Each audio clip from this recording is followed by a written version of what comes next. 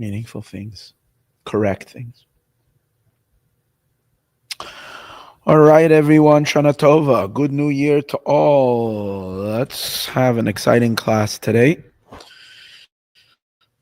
This is going to be a very, very fascinating topic. And yeah, I mentioned in the class a sneak peek on the year 5786, which we gave before the year began, that this year might indeed be um, the year of the beginning of the resurrection. Now, that's a big, big, big statement. You don't want to make such a statement unless you're pretty sure. Because, it's not something you can come afterwards and say, Funfi like this and Funfi like that. If you say resurrection means dead people coming alive, right? So it's not like predicting that a couple that gets married, you say, I predict they're going to have children. Well, that's, thank God, most of the time. And if God forbid there isn't, Hashem should bless all those who need children. But you can kind of make such a prediction. When it comes to resurrection, it didn't really happen yet in all of history. Besides the word stories like Elijah the prophet resurrected, Elisha the prophet resurrected. So we had some exemption, some what we call it exceptions. But generally, the resurrection is reserved for a certain time that the resurrection will happen. So I'm not over here to be a prophet. I don't know. I'm just going to quote to you some interesting sources, which was brought to my attention, and see if we can come to some understanding. Now, what's really, really exciting is, of course, resurrection is exciting, but what's more exciting is that the shift in cosmic energy. In other words, there is direction and there is work, but by the cause. The cause is that resurrection happens through the most incredible divine manifest, is so strongly present and revealed in the world that even dead things cannot resist the energy, and even they come alive. So that is awesome. That's what excites me. And even if we have some dead cells in our hearts and in our mind and in our being, if we have some sadness, we have some apathy, we have some indifference, we have some cynicism, whatever it is, these are all dead cells. And the resurrection means, a period of when we come alive. So may God help that everything good in this world should come alive. Everything with enormous potential should come alive. And we should be fully alive. Our soul should be fully alive, but fully expressed in our bodies. And that's what I think we're beginning to hop on over into the time of the resurrection. Quite possible. You know what? I'm going to lay out the evidence and you choose. If you agree with me, main thing is that God should agree with me. So let's see what it says in the Torah. Let's see what it says in the Torah. Okay. So let's see where this whole concept began, that this might be the year of the resurrection. So what's the resurrection? By the way, to understand, in Judaism, there is a 13 principles of faith that was codified or defined by Maimonides, Rambam. He kind of singled out 13 ideas and said, this is the primary principles that make every a Jew a believer. If you're missing one of these principles, then you're lacking a fundamental element of your Jewish faith. One of them is, of course, for example, that the Torah came from God. Torah is from heaven. One of them is reward and punishment. One of them is that we should only pray to one God. These are all ideas. And one of them, of course, the 12th one, the very famous one, is the belief in a Mashiach, a Redeemer, that will come and bring the world into its ultimate state that God intended the world to be in. That's the 12th one, but there's a 13th one. And the 13th one is the resurrection.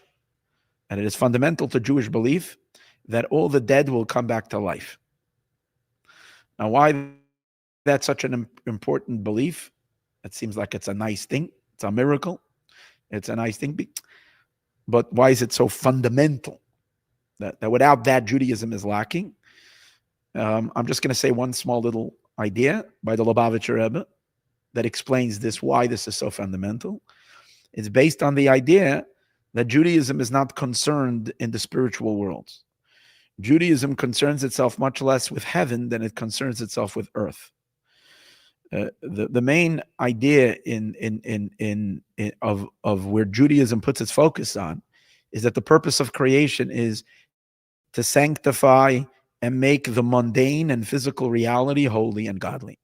By doing what? By living a godly existence on earth, we channel God down into the world. When we say God to be channeled into the world, he's everywhere anyways, but that he should be present in the world in a revealed way. And that everything in this world is bursting with divine revelation and godly presence. And that's the objective of all of Torah and Judaism. That's why Judaism is so obsessed with rules and regulations that govern physical life, physical living. And so many rituals that involve action. Judaism is a very action-oriented religion. Less meditation, more action. Less transcendence, more investment. Although there is room, of course, for meditation, and there's room for a lot of occupation with, for instance, which is the highest thing a Jew can be doing, is studying. Action is very, very important. Why action? Because action engages the physical. And the point of everything is to bring God down into the physical world. So, which begins with our own bodies. If that's the case, you do all your mitzvot. Imagine this. We do all our mitzvot to sanctify our bodies. And we finally, when we spend 70, 80, 90, 100 years sanctifying and purifying our body, doing the godly thing, then the soul, given, okay, a proper Jewish burial with respect and dignity and fine, but then the body disintegrates and turns and decays and gone. That's the biggest waste. What have you done?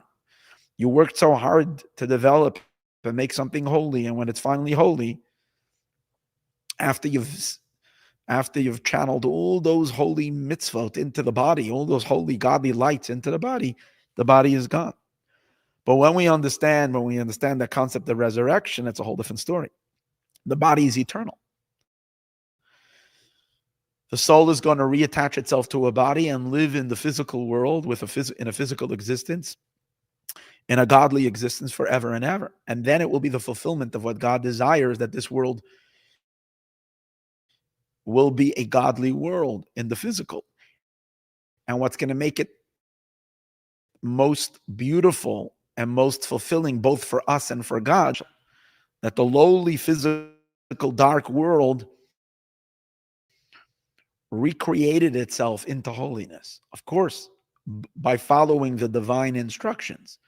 But we were the ones who did it by attaching our physical lives to God. And that's why we understand why resurrection is so fundamental.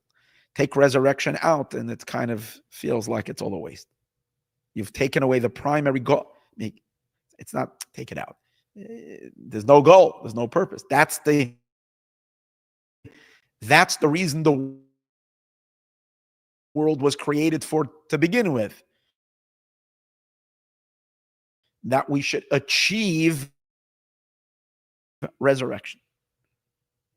If so, what do we have to die to begin with? Could just live in our bodies. Okay. The physical holy, there is some lingering unholiness that's there that needs to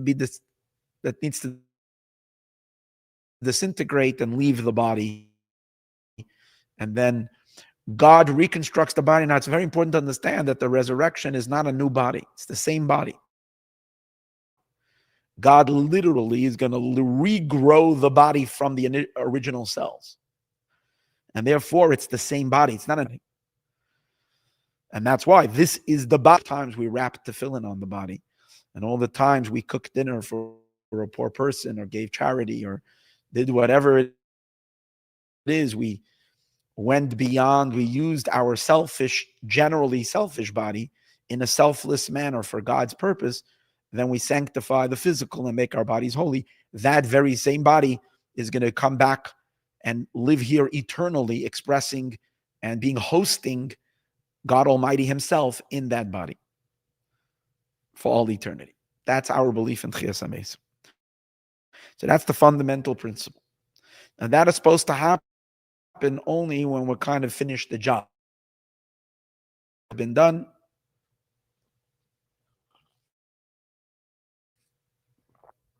When all the work has been done.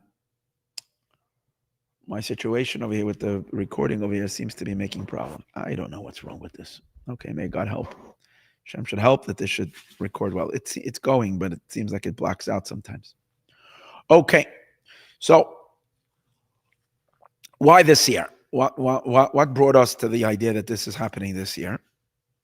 So first of all, let's understand something. We're watching that somehow this year started very, very intense for the Jewish people. Very intense. Because the entire year began on Rosh Hashanah with the entire world focusing on the Jewish people. Usually the world gets busy with the Jewish people every few weeks, there's another story. Sometimes every few days. Everybody's busy, especially the last couple of years. Israel has been thrust into the front, the headlines of the world consciousness and the headlines of all the newspapers and all the news stories. For good or for whatever, Israel is always in the news. But this year, it was like we got a head start.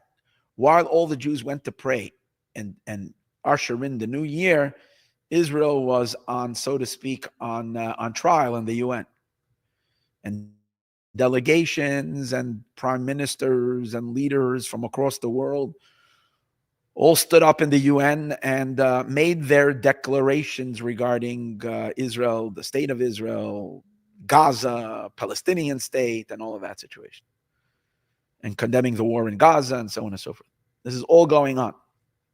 So much so that the president of the United States, President Trump, also came and gave a speech in the UN. And of course, it was about many subjects, but Israel was very much part of it.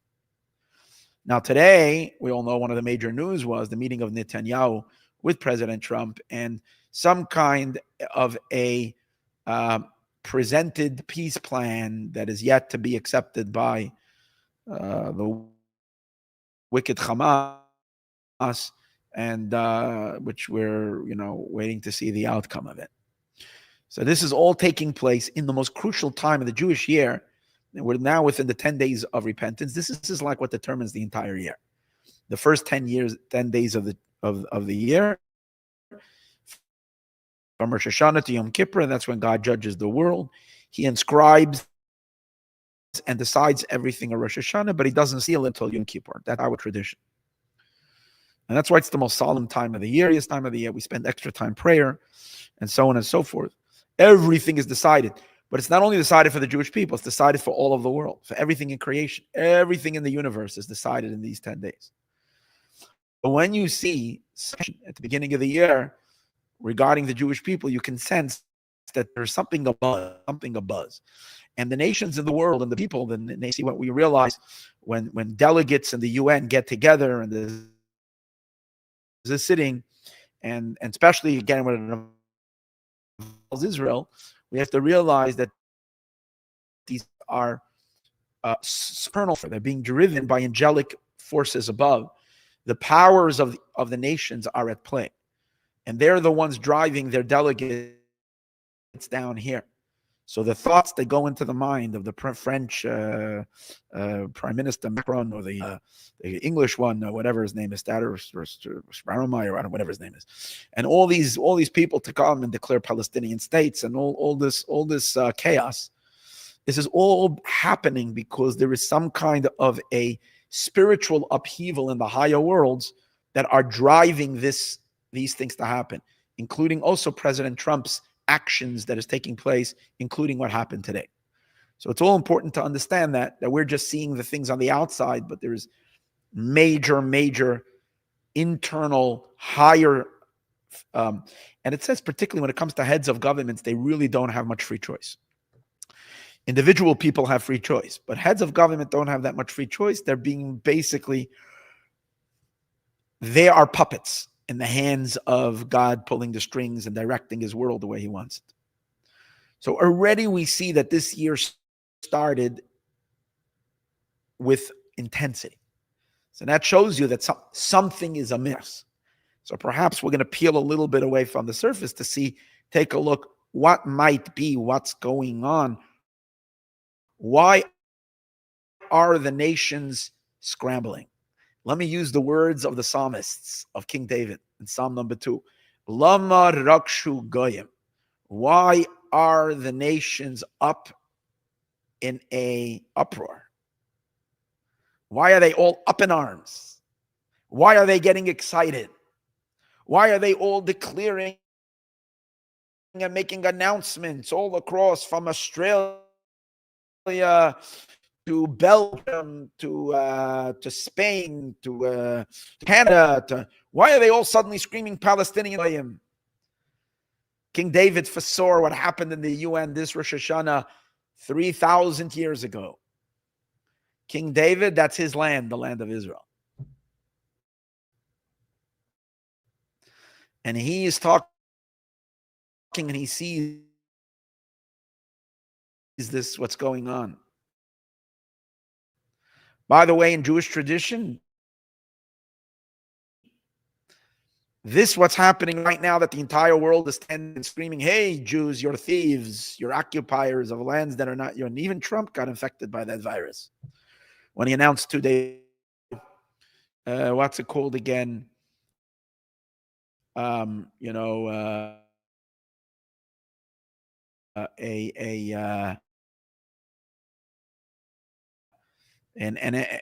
sovereignty. It's based on the premise that the land of Israel doesn't belong completely to the Jewish people, which is a big lie. Now, this is so fundamental to Torah that Rashi, this is our first opening. Genesis, before you look, there's 24 books in the Torah. There's a whole lot to learn.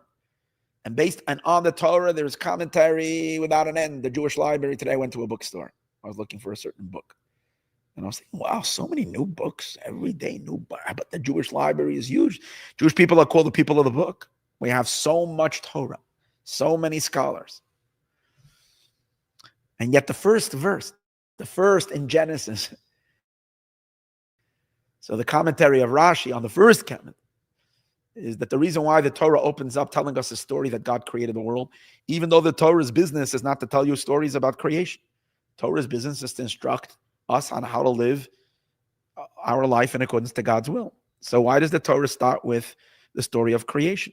So Rashi says, because one day, and he brings this from the Midrash, that one day the nations will come and they'll all accuse Israel and the Jewish people for being thieves and stealers and occupiers of land that is not there. And God is not having it. Let me repeat that again. God is not having it. Let's do that one more time. Maybe we should do that 10 times. God is not having it. God doesn't care what happens in the UN. He lets everybody splash around and make noise and come out with their little water guns and play around. But you know what it says in the verse God does? Let's continue the psalm. Well, let's continue. Lama rakshu goyim. Why are the nations getting excited? Uleumim and the Leumim, the empires, Yehegu, they talk. Rik means from the word rake. Rake means empty words. So I don't take President Trump's word seriously when he says, I will not allow it. I will never allow it.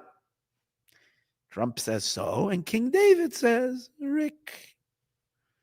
Rik means it's empty. You know why it's empty? Because the verse continues. Because this entire assault is al Hashem. It's against God. V'al Meshicha, and it's against his anointed one. So everybody knows you can't fight City Hall. And if City Hall is God himself, then for sure you can't fight him. And that's why the psalmist continues in Psalm number 2, everybody can read it. He says, when God looks down and he watches the UN General Assembly, and all these important dignitaries getting up there. You know what King David says prophetically? He says, Yoshev b'shamayim yischak, the one who sits in heaven laughs. So you want to know what would happen this Rosh Hashanah? God was having a laugh, a really good laugh. God laughs at this because God knows that all their protests and all their temper tantrums and kicking and screaming is not going to have any effect at all. Because Hashem says, I have already placed my king. I've already anointed and placed my king. Al Tzia in Har Kachi, on Zion, my holy mountain. I have already laid, this is my real estate. It's my piece of land. And just like no one is going to claim the White House and say that it doesn't belong to the United States of America and that we should give it back to the tribes, the Indian tribes that lived over here. And no one is going to tell Mr. Trump that Mar-a-Lago is not his. God says no one is going to tell me that that mountain is not my mountain. And I'm going to have my temple over there. Oh, even though it has not been this way for so many years. Yeah, because we sinned, we lost it. But God, and that was predicted in the Torah. And God says we're coming back. And we will be coming back. And we're coming back now. So that's the story. Yoshev b'shamayim yischak. God is laughing. But why now? Let's get back to it. Why now? Why now? Because we're at the end of times. Or let me just say it happier. We're in the beginning of times, not at the end. And God is about to appear in the world. In Yiddish, you say, mach seder of the Welt. He's going to make order in the world. So, Hashem is allowing everybody in the world to make their vote, to put their whose side they're on, to declare their allegiance with God or with the other side. So, why this year? What makes me so sure that this is this year? Again, I'm not sure anything. I'm not sure anything. Only thing I'm sure of is that Mashiach is going to come and that the Torah is true. But exactly what I'm sharing with you now is a possibility, but it seems like it. So there's a statement in the Zohar in Parshas. Zohar is the first, well, not the first, but it's the most fundamental book on Jewish mysticism, authored by the great sage of the Talmud, Reb Shimon Bar Yochai, who lived at the time of the destruction of the temple, a little after that, of the second temple, who was probably the greatest Jewish mystic of all time, or from the top three, you might say. So, Reb Shimon Bar Yochai in the Zohar, I'm not necessarily that this is his statement. It's not actually. There are other sages that have their input into the book. This is a book compiled by the group of most premier mystics of all time. Anyways, and here they say like this. There is a verse that says,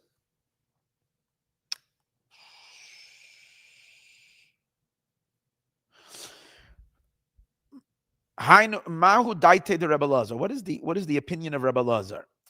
Rebbe Lazar, this is referring to Rebbe Lazar ben Azariah. Okay. And Hainu d'chsev, it says over here, the Rabim Yeshene Admas Afar. Many of this is a verse in Daniel. It says, many of those that are sleeping in the ground, Yakitsu will wake up. Okay, so this is one of the most explicit prophecies regarding resurrection. So it says that those that are sleeping in the ground will awaken. Now the Zohar takes pays attention to the words that are stated in Daniel. It says mi yeshene afar, of those that are sleeping implying that not necessarily everybody will wake up. But don't we know that resurrection is for everyone? What does this mean of those that are sleeping? So Rebbe Lazar answers, Elu Hemat Tzadikim. These are the special, righteous, saintly people. Hanigdamim, they get up early. They're the first batch. They're the early bird risers. Bitchiyasam, in their resurrection. Koydem zeh, before the rest of the people. There is going to be a early resurrection. How many years is? In other words, there is an appointed time for resurrection that might happen later, but then there's an early bird resurrection. For those who get up first, let's say the first batch. How early do they get up? Rabbi Yehuda Omer. Rabbi Yehuda says, Masayim ve'eser shanim. 210 years they will wake up. Rabbi Yitzchak Omer. Rabbi Yitzchak says, Redi Shana. 214 years. So we have two opinions about when the early bird risers will be in the resurrection. Rabbi Yehuda says 210 years, and Rabbi Yitzchak says 214 years. Now, it doesn't exactly say 210 years when, before the others, but what does before the others mean? In my last class, I said it was kind of questionable. I don't know, but I think it's becoming very clear to me that this is referring to, in Judaism, we have a concept that the world as we know it, the time that is allotted for the entire program that has to run its course until the world reaches its zenith is a 6,000-year period. Just like God created the world in 6 days. So just like God creates the world in 6 days, and then God takes a partner. Who's the partner? God partners with the human race, that the human race should perfect the world that he created. God is quick. He does it in 6 days. Our perfection is 6,000 years. The reason why our perfection is 6,000 years is because there's a verse that says, Ki elef shanim beinecha ki yom esmol, that 1,000 years is by God a day. Which means the ratio that what God sees as 1 day is by us 6,000 years. So what God can get done in 1 day, we can get done in 6,000 years. And not exactly that idea, but that kind of is the end. God is God, obviously. He's infinite and omnipotent and everything. But God empowers us. We don't do anything on our own. God empowers us to perfect the world, but it works together. He did the world in 6 days, and then he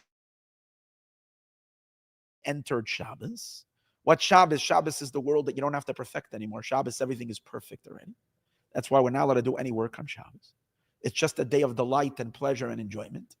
So too, we work the world, perfect the world for 6,000 years, and at the end of the year 6,000, which by the way comes out in the year 2140, 2140 is going to be the year 6,000. That's in the secular Gregorian calendar. So that's when we kind of, the 6 days end and Shabbos begins, the great cosmic Shabbos begins, and then the world is already and doesn't need perfection. Now, by that time, when the year 6,000 comes, everybody, whoever is dead has to be alive already, because nothing new is happening in the 6,000 year. In that, from 6,000 to 7,000, it's already the party. So everybody has to wake up before the party. So the Tchias HaMesim happens before. So it comes out that when it says 210 years and 214 years, it's talking about the last 210 years and the last 214 years before the year 6,000.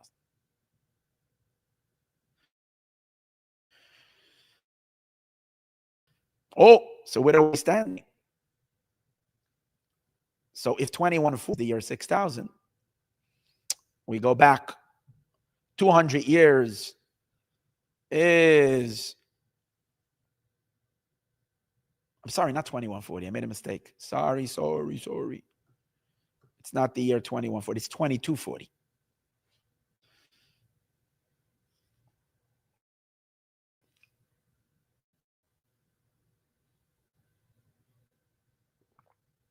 So now we go back. 2140 is 100 years. Back. 2140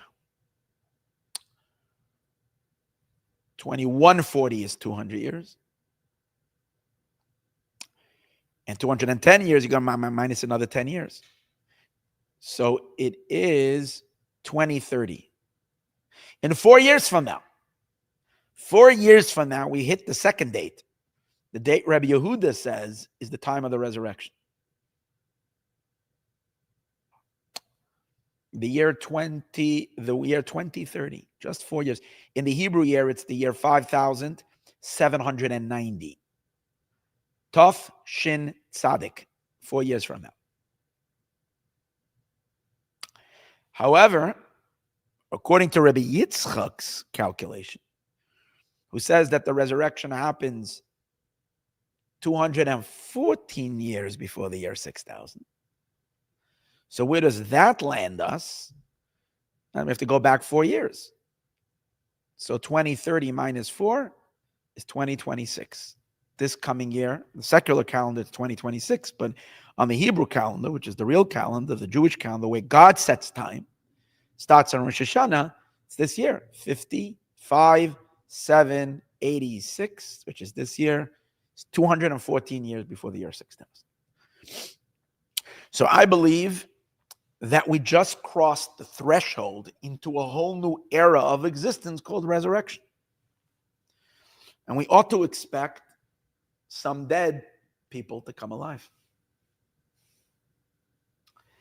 Now, we can start by ourselves coming alive, right?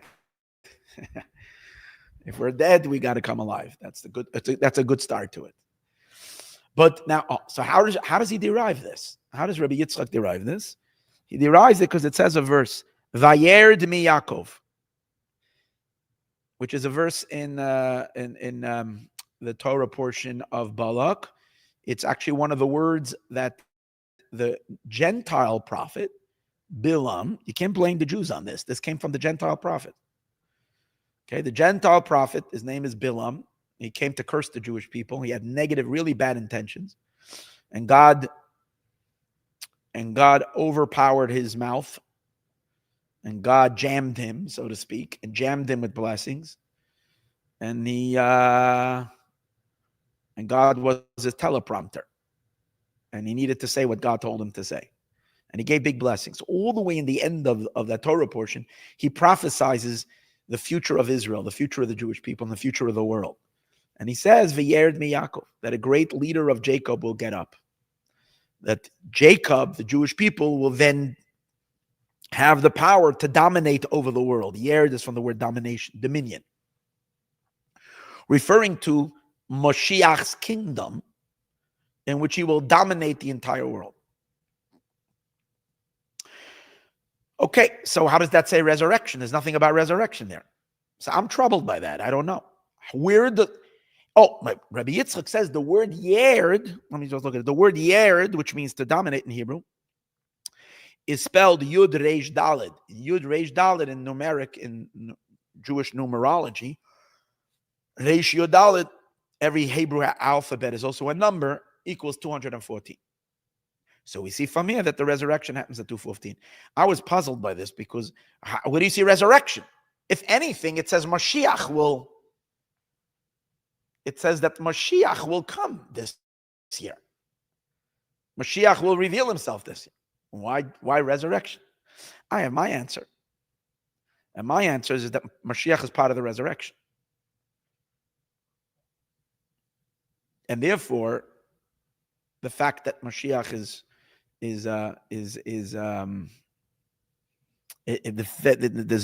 and definitely he's in the first batch.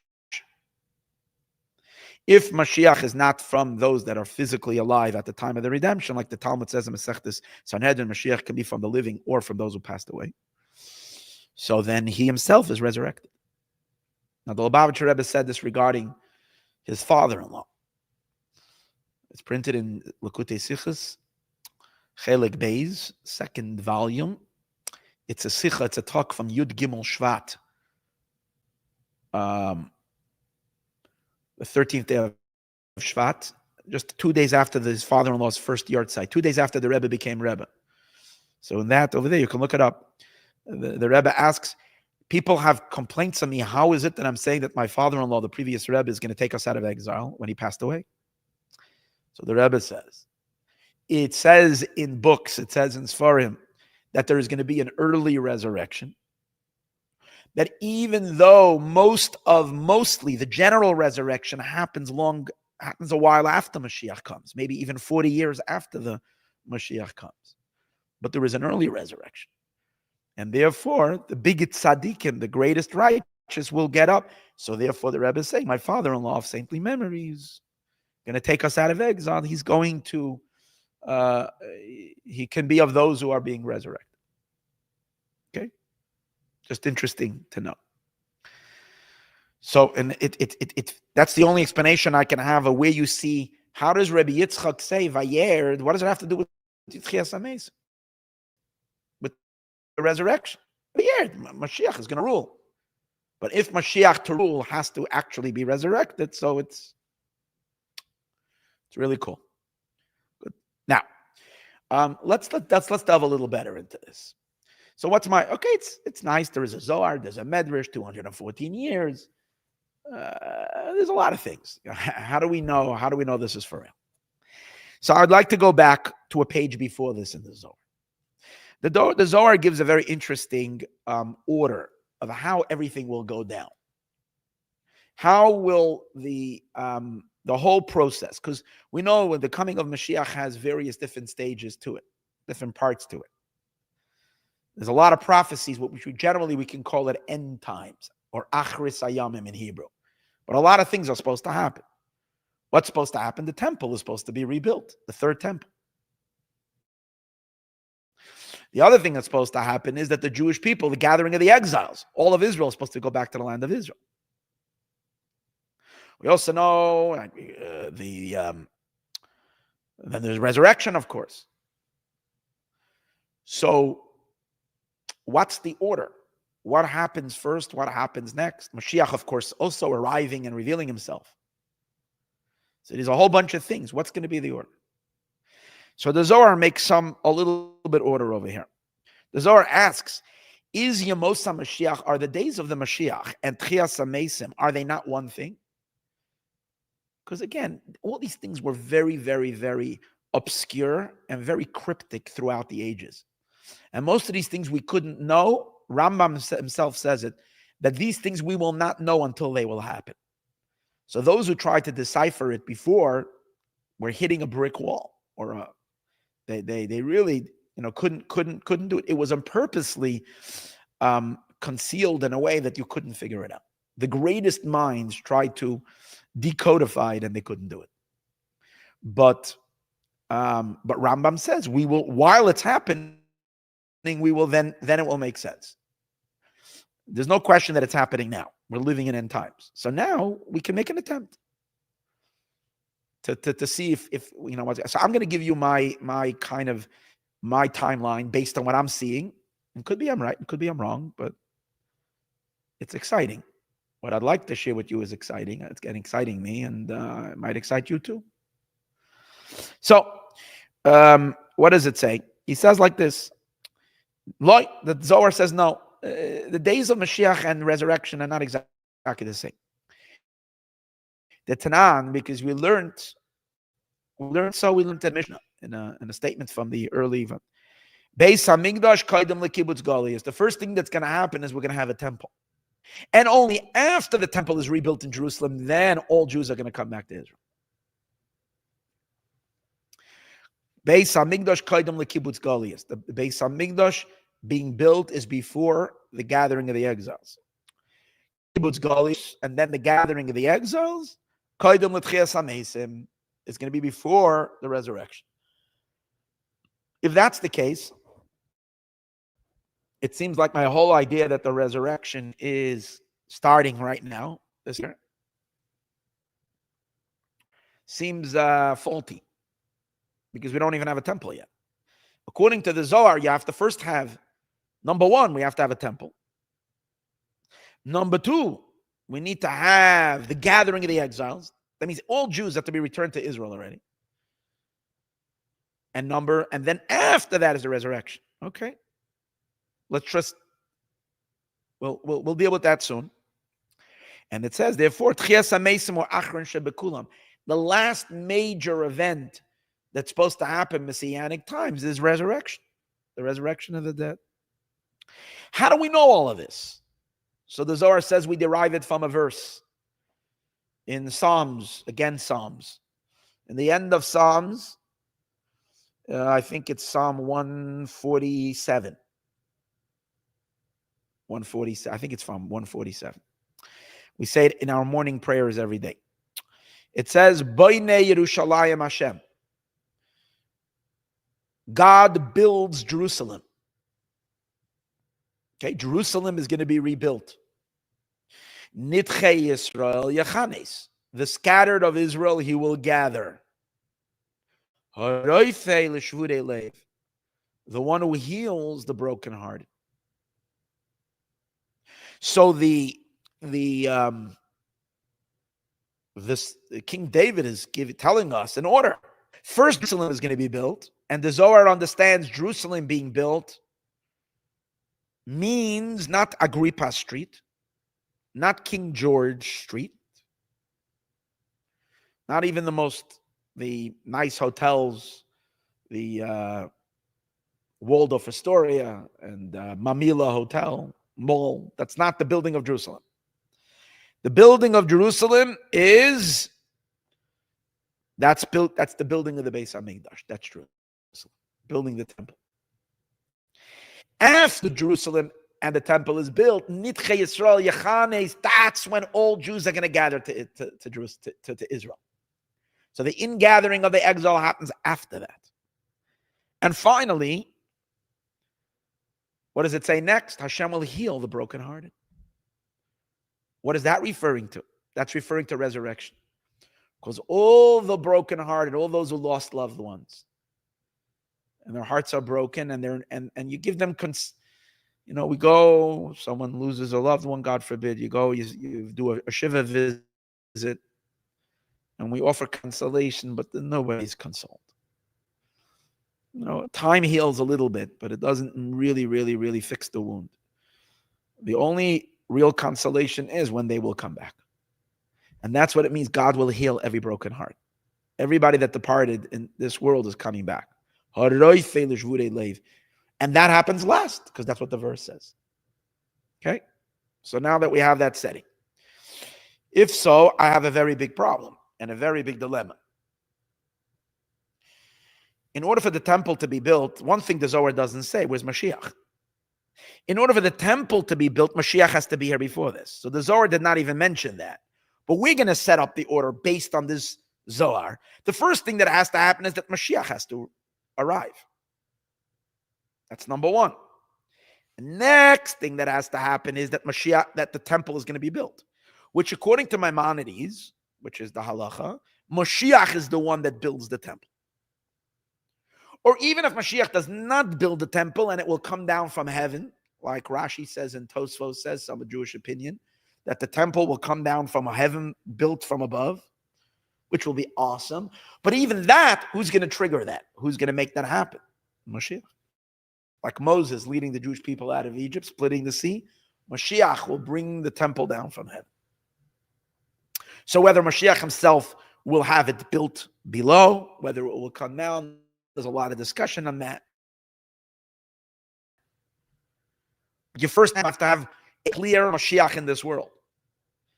Mashiach, the building of the temple, the gathering of the exiles, and afterwards resurrection. So if this is the case, when we're really backed up, what are we talking about? Now it's the year 214, supposed to be the time of the resurrection, but hold it.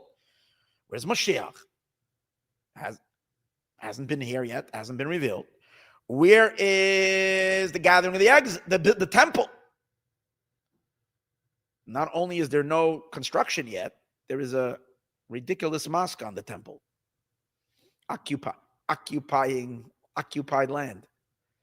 Okay, that and with a few billion Muslims, not ready to relocate yet, right? Finally, we don't have yet the gathering of the exiles. Not only aren't there all the Jews in the land of Israel, but so many Jews don't even have any desire, at least on a conscious level, to go to Israel. They're completely assimilated and happy, and so many Jews even anti-Israel, sadly. So it doesn't look like that is happening too fast. And only after that resurrection.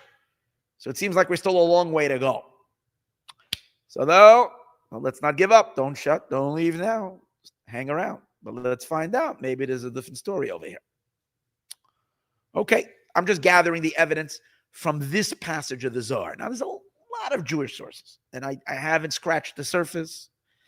And I'm just focusing on one particular passage of the Zohar.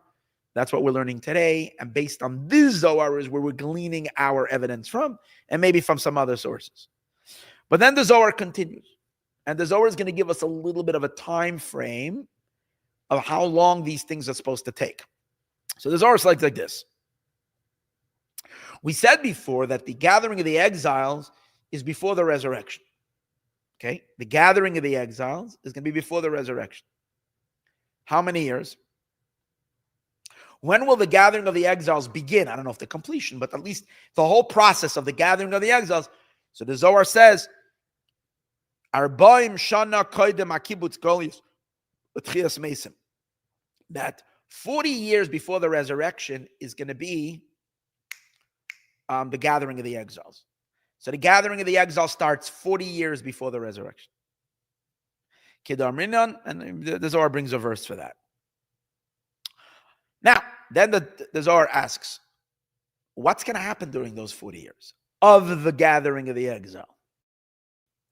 Amar Rav Kahana, Amar Reb Broika. Rav Kahana says in the name of Reb Broika, Mekibutz Goliyos ad Chias HaMesim. From the time of the gathering of the exiles until the resurrection of the dead, Kama Tsaris, Kama Milchamois Yisoidedu al Yisrael. A lot of wars and a lot of trouble will be aroused against the Jewish people. Incited.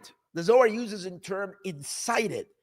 There will be an incitement against the Jewish people during the time of the gathering of the exiles. During that period, which is a 40-year period, during that time, there will be a lot of trouble for the Jewish people. The Ashrei HaNimlat Mehem, and fortunate are those who survive this. So it seems like this, what might have been like, hey, this dandy period, incredible, blissful period, when the gathering of the exiles and everybody's flocking to Israel, suddenly we find out that those 40 years seem to be years of tremendous bloodshed and tremendous pain and suffering and war and who knows what against Israel. Fortunate are those who survive. It says in Daniel that in that time, who will be saved? Those are written in the book. Now, these are very important information. You got to hold. Stay with me. And Rabbi Yehuda says a different verse which shows that this is going to be in a very intense time, because it says Yizbareru v'yislabnu v'yitzarfu. This is going to be a cleansing period where everybody is going to be cleansed and purged and purified. And Rabbi Yitzchak brings a third verse, I'm going to clean them like I clean silver. And I'm going to inspect them. Like you inspect gold, till I get the purest of the pure, God says. And those days will be days, Asher, you will say, I don't desire those days. But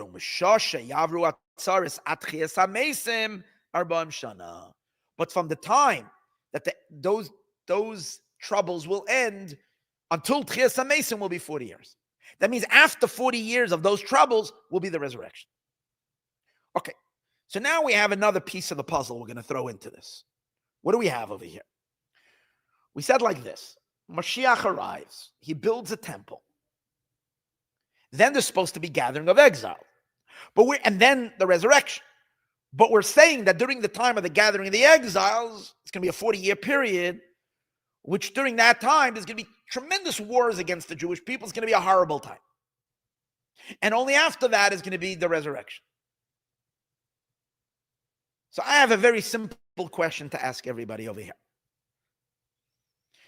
I totally don't get this. If the gathering of the exile that we're talking about is the gathering of the exiles that happens after the temple is built and after Mashiach is revealed and after all that gathering of the exiles, that's what we're referring to over here. How does it present suffering for the Jewish people? What do I mean? Ask a simple question. After the stunning revelation of Mashiach in this world, after the temple is built in Jerusalem, which according to our tradition is going to be a temple that's going to come down with fire from the heaven. Or even if it's not, but Mashiach is going to build it. And the divine presence is going to come down to dwell amongst the Jewish people in a visible way, more than it even was in the time of Moses in the desert. Is anybody going to start up with the Jewish people during that time? Is there going to be anti-Semitism during that time?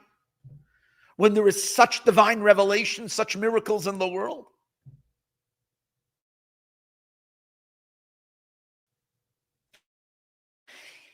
Very, very unlikely to my understanding. You have already Mashiach revealed. You have already a temple built. Obviously, Mashiach has some muscle power if he can remove the thing, and something happens earth-shattering that we can remove the Al-Aqsa Mosque from there, and the temple is built. You have this figure of Mashiach, who's the greatest human being ever to live. You have the divine presence in Jerusalem for 40 years already. So much so that all the Jews are gathering, that everybody's coming up, and yet there is suffering, and you're going to say about those 40 years, you have no desire. How can it be we have no desire during those 40 years to live or to be there when the temple just got built? I think this is a slam dunk proof that we have to reread over here a little bit. And as I said, these things, we don't know how they will happen until they will happen, but I will make the argument that they happened already.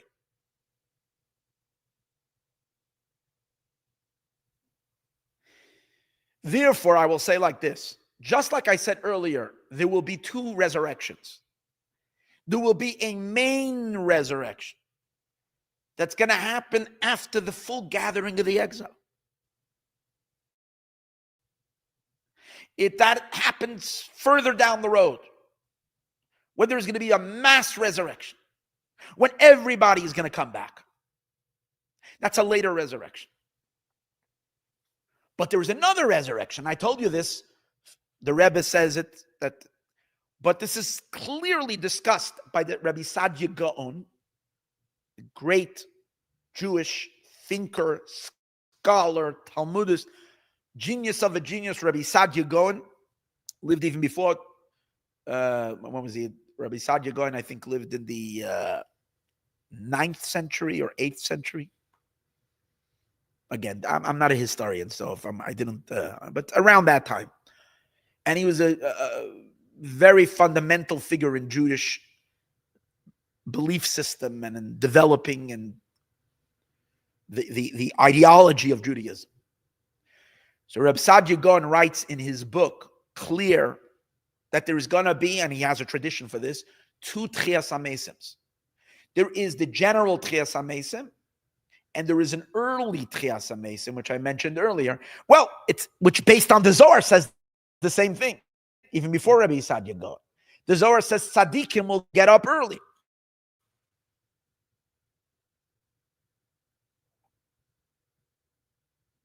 Now, who's going to be part of the first batch? Rabbi Saadia Gaon says, who's going to be part of the first batch? Moshe, Aaron, because they're going to be there immediately when the temple is built. Because the Talmud says when the temple is going to be built, and we're going to have a question how we're going to do things because we're not going to know. So the Talmud says, what's the problem? Moshe and Aaron are going to be there. You can speak to Moses. You can ask Aaron, the high priest. But hold it. If the resurrection only happens much later, how is Moses going to be there right at the beginning? The Talmud deals over there with a question that might come up as soon as the temple is built. And the Talmud says, well, we're going to have Moses then. But hold it. Isn't the resurrection supposed to happen 40 years later or a long time later? So from here it's derived that Moshe is going to be there immediately. Aaron is going to be there immediately. And many of the great saintly tzaddikim will get up right away. So says the Radvaz, and so says the Ritva, Sechtes Rosh Hashanah. I'm just giving you some of the great Jewish scholars who state this explicitly. And again, we have a source of the Zohar. There is an early Tchias HaMesim. There's an early resurrection.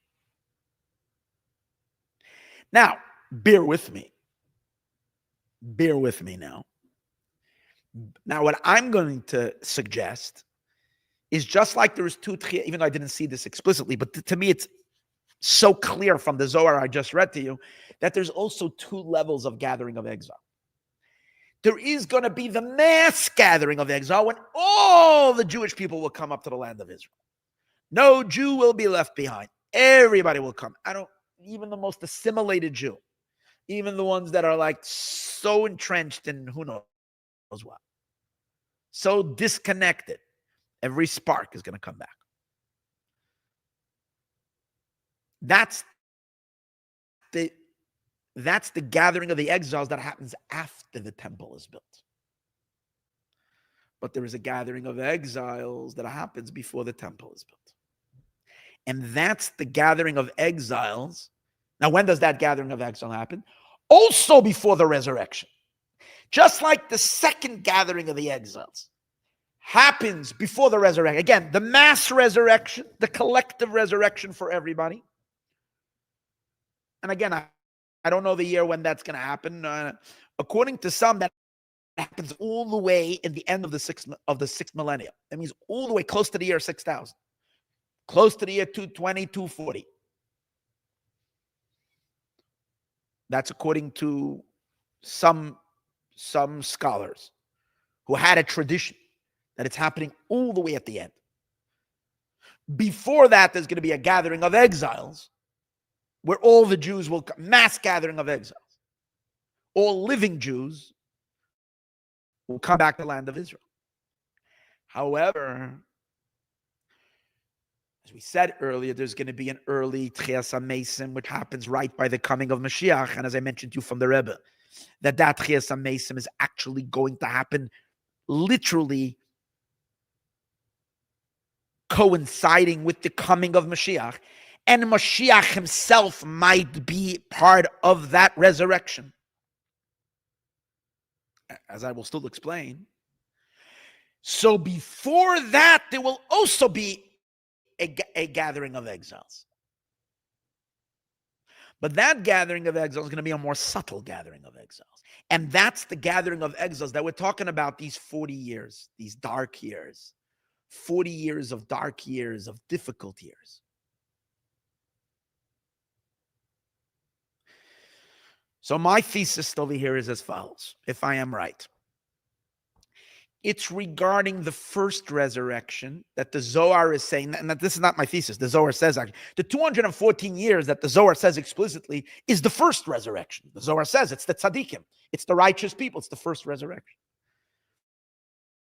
So the 40 years before the gathering of the exiles is 40 years before that resurrection. So if this is the year 214 years, the year 2026, or the secular calendar 2025 going into 2026, the Hebrew calendar 5786, if this is the year of the gathering of the resurrection, of the first resurrection, the opening salvo, if you might say, of the resurrection, the first batch of resurrection, then the gathering of exiles that are going to take 40 years, which is going to be a very dark period where wars are going to happen, and you're going to be so frustrated and you're going to feel like, why I don't even want to live. It can be so difficult, is actually the 40 years that just passed us. And we just ended those 40 years. Now, that might sound shocking and say, well, what kind of gathering of exiles were here? Well, you'll all agree that it wasn't such an easy 40 years. But let's see, when does it take us back to? It takes us back to 1986. In other words, what we're saying, the 40 years before this year is from 1986 to 2026.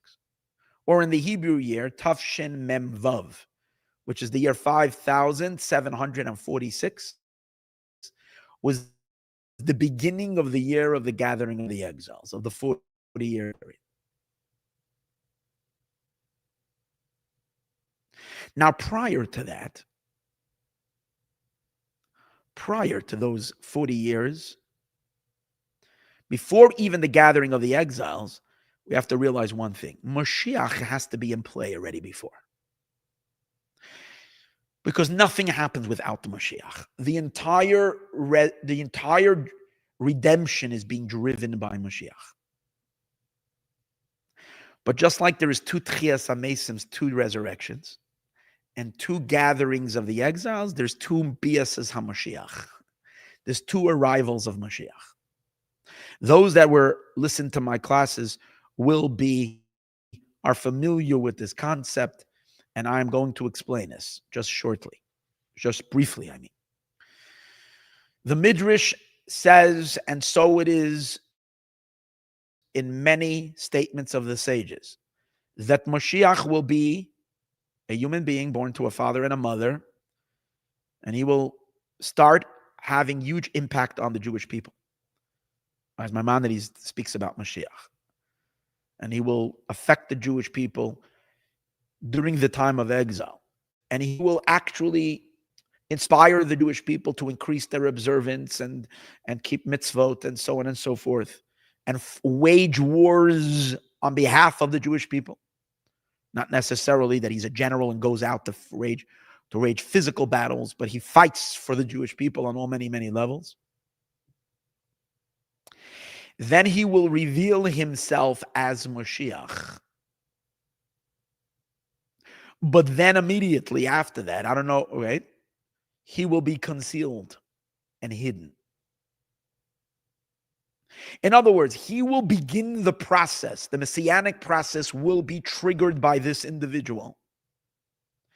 Then he will be concealed. This is the concept called nigla. He will, similar to Moses, to Moshe. Moshe came to the Jewish people in the first Redeemer.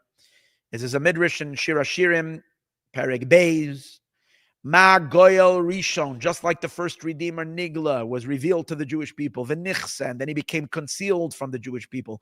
V'chayzer v'nigla, and then he reappeared, because Moses came to the Jewish people, told them they're going out of Egypt, and then he was gone for many years, and then Moses comes back. So too the final Redeemer will reveal himself, he will be concealed, and then he will be revealed again. So this is my understanding from everything I understand. I'm just going to cut straight to it so we don't waste anybody's time. I'm just going to cut straight to it. The person we are talking about is the Lubavitcher Rebbe, who has literally the biggest influence on the Jewish people since Abraham or Moses. The man who actually affects Jews across the entire world, all over. Not just Jews, but Gentiles alike. The man who has emissaries in every corner of the world, inspiring Jews to mitzvahs. Never in the history of the world did such a thing ever exist. The man who presidents, including President Trump, yesterday was the anniversary of him, 2 days ago actually, Sunday was the anniversary of a year ago, him going to pray at the Rebbe's, what they call the Rebbe's resting place in Queens. And on that day, and Trump wasn't doing good in the polls and in the predictions. And the day he went to pray by the Rebbe, everything turned around and he started rising up. And then he won the election. Just 2 weeks ago, Andrew Cuomo also went to visit because Andrew Cuomo is now up against a race against a rabid anti-Semite, Mamdani. May God protect us. And Eric Adams dropped out of the race, and Cuomo now, 2 weeks ago, someone told me he was there. Cuomo came to pray over there. Milei from Israel, from Argentina, every time he comes to America, goes to pray at that place. Eric Adams, when he was mayor in New York, would go, I'm talking about non-Jews, I'm saying, went once a month to pray at the Rebbe's place. Sarah Netanyahu was there just today because her husband was busy with intense negotiations, so she went to pray. All the hostage families, when they come to America and they want to pray, go to pray by the Rebbe. Millions of Jews from across the world constantly visit and come to pray in that holy place. The Rebbe's name and fame reaches the entire world. In 1990, 1989, 1990, 1991, and 1992, 1993, till the middle of 1994, there was a messianic fervor bubbling around the Rebbe. It really, in Chabad, in Lubavitch, from day one, Hasidim felt and knew deep in their hearts that they have their man. They can see that this was not an ordinary leader of the Jewish people. But the Rebbe did not allow any public display of that belief, although privately the Rebbe acknowledged it. Meaning Hasidim would come in, great Hasidim would come into private audiences, they would refer to Rebbe as Mashiach, and the Rebbe never told them no. But publicly the Rebbe did not allow it. And all of that changed in 1990, 1991, 1992. The Rebbe's attitude changed. And again, it was on and off. There were some rebuttals, never rebuttals saying that he's not, but many rebuttals against an open calling him of that way. But when as 1990 and 1991, which the Rebbe declared then as the time of redemption has arrived, the Rebbe started removing his mask and allowed more and more, so much so, and I was one of those back then, thousands of people who signed a petition, signatures, which we accepted upon ourselves the kingdom of Mashiach. And it was brought to the Rebbe, and the Rebbe said, thank you so much. You should continue and do more and more. And the time is, Azman Garama, the time is appropriate for this. And then a lot. And the Rebbe did not hide it. And then at that time, the Rebbe himself, talk after talk, kept on mentioning that Mashiach is already revealed in the world. And that his name is Menachem, which is the Rebbe's name. And that his second name is Mendel, which is the second name of the Rebbe. And that the house that he lives in, which is called 770 Eastern Parkway, so the Rebbe came up with this idea that 770 is the numeric value of Beis Mashiach, the house of Mashiach. And that it says about Mashiach, Ufaratzta, that he's going to break open the borders of the world to bring Judaism everywhere and godliness everywhere. The Rebbe said the word paratzta, which is the energy of Mashiach, is the numeric value in Hebrew of 770. And then the Rebbe had a stroke.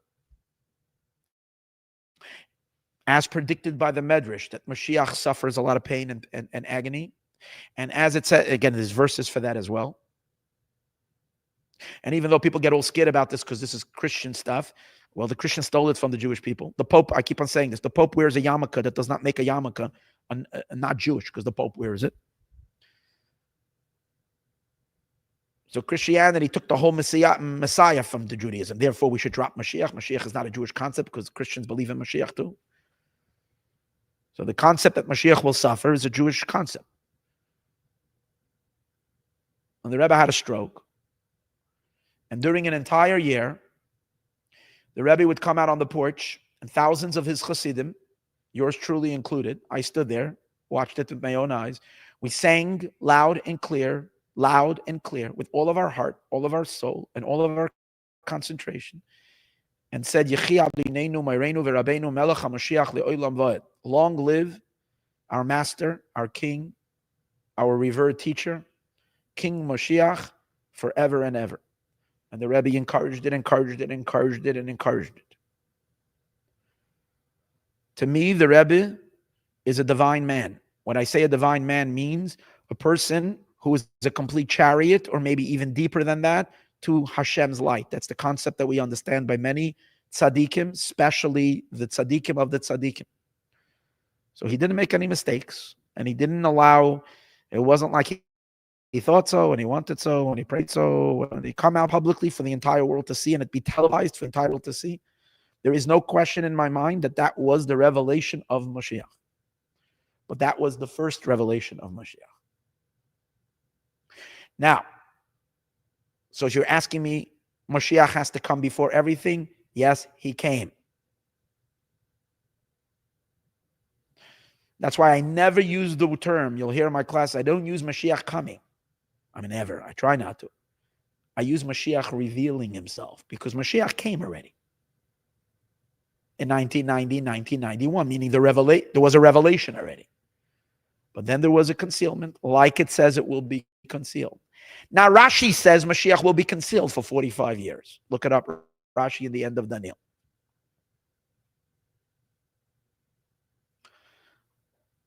Now, but good news, when does the 45 years start? So very, very interesting. We're just about there. Because in 1982, watch this. This is I'm telling you, you're going to fall off your chair by the time I'm done with this. In 1982, the Rebbe declared that year, there is a famous thing that people do every year, is that they name the years. They take the Hebrew year and they use the first letters and it becomes an acronym. Who started that? I mean, it was something that was done in years, but the Rebbe made it very, very, very public. He started it in 1982, Tavshin Mem Beis. And the Rebbe declared Tavshin Mem Beis, Tiyash Nas Bias Mashiach. Let this be the year of the coming of Mashiach. 1982. The Rebbe spoke that year that year is a case. It's an end time. Meaning it was a known end time. That year, 1982, is the time of Mashiach's arrival. So to me, it's clear that even though the world didn't witness a Mashiach's arrival in 1982, there is no question in my mind that in the Rebbe's soul and some deep level inside of him, some higher element was then triggered or released or opened up in his neshama. That's what the Arizal says, and Chassam Sofer says it, and that Mashiach evolves. What does that mean? That in his earlier days, he doesn't even know that he is Mashiach, but then he has a upgrade in his consciousness, and he's revealed to him. In 1982, now please listen, this is mind-blowing. In 1982, truth is 1981, on Yud Aleph Nisan, on the Rebbe's birthday, a half a year before 1982, and I'm telling you why 1982 is very, very significant. We're going to get to that in a moment. In 1981, on the Rebbe's birthday in Yud Aleph Nisan, the Rebbe introduced a campaign. The campaign is that we get every single Jewish child inscribed in a Torah, which means you can't write a name in the Torah, but every single Jewish child across the world should have a letter in the Torah that they should purchase, which means they should pay $1, and that a Torah will be written with the intention of that child that his name is written in the Torah. And the Rebbe pushed this campaign for the next couple of years, driving and driving and driving. First began with the children, and then he drove that everyone should get a letter in the Torah. Now, what's astounding is that the Rebbe was kept on saying during those years, and the Rebbe quoted the verse from Daniel that the Zohar says over here, that there's going to be a time that very intense things are going to happen, and the only ones who are going to be saved are those that are found to be written in the book. So the Rebbe was pushing that everybody should be written in the book, and the Rebbe said, what's this book? This is the Holy Torah. Every Jew should have a letter in the Torah. At that time, no one knew what the Rebbe was wanted. See, these are so amazing things. This is all in hindsight. We're beginning to see Mashiach in action. He's pushing like crazy. And, the Rebbe would demand that people should send him every week. How many children did you enlist? The Rebbe was like in super overdrive. Get me names. I think it was before Shavuos, the Rebbe told everybody to stop doing everything and just get as many children across the world signed up for these Torahs. Why? Those 5 years, remember we said 45 years, that Mashiach will be concealed, revealed. So you can look, and I don't have the calculation of this, but there is a rabbi, his name is Rabbi Isser Weisberg. And according to his calculations, the final end time in the book of Daniel ends with this year, 2026, and the end time is actually following year, 5787. And he points in his and based on there's a certain amount of, I'll tell you the gist of it. The gist is that in Daniel it gives a certain amount of years of it says when the end date is, and it gives you a clue from when something disgusting was made, something despicable was made, and from that time you count so many years, and that's the amount of time of the end time. And then he says you have to add 45 years. In other words, there is a certain amount of years mentioned in Daniel from a certain event of something disgusting that was built. And then after that period of time, there is another 45 years, and then you're going to hit bingo when the full redemption is going to be. So Rabbi Weisberg's calculation is as follows. He says what a lot of people made those calculations and failed because they misdiagnosed what that despicable thing is that it's talking about. He comes to the conclusion that that's when they built the Al-Aqsa on the Temple Mount. And that's what Daniel is referring to. That from that date, you count from the year that the Muslims built something to block the temple and built a mosque on that holy site, you count X amount of years. Now, that amount of years, I don't remember how many years it is, ends in 1982. Then from that day and on starts a 45-year count.